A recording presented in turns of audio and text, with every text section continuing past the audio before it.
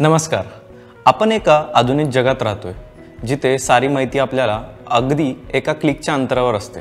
मग कुठल्या शहराचा नकाशा पाहायचा असो किंवा हवामानाचे अंदाज जाणून घ्यायचा असो, फक्त मोबाईल किंवा कॉम्प्युटरद्वारे आपण हे सारे काही करू शकतो. परंतु ही सगळी माहिती संकलित कशी होते? तर या आणि अशाच इतर गोष्टीविषयीची माहिती उपग्रहाद्वारे गोळा केली जात असते. तर येथे माझ्याकडे एक वर्किंग मॉडेल आहे ज्यात पृथ्वीसोबत 3 उपग्रह दाखवलेले आहेत. यातील स्विच दाबताच त्यातील 2 उपग्रह पृथ्वीच्या उत्तर ध्रुवापासून ते दक्षिण ध्रुवापर्यंत प्रवास करतात, तर एक पृथ्वीसोबतच प्रवास करतो. तर त्या 2 उपग्रहांना म्हणतात पोलार अर्थात ध्रुवीय सॅटेलाइट्स. तर उर्वरित एकाला म्हणतात जिओ सिंक्रोनस किंवा जिओ स्टेशनरी सॅटेलाइट. जिओ म्हणजेच पृथ्वी, सिंक म्हणजे सोबत आणि क्रोनस म्हणजे वेळ.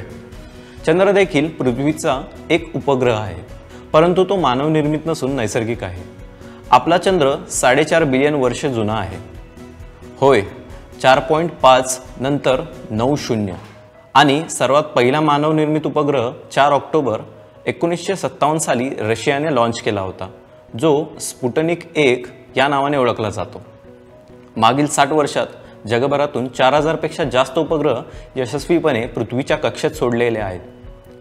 उपग्रह अनेक हेतूंसाठी वापरले जातात.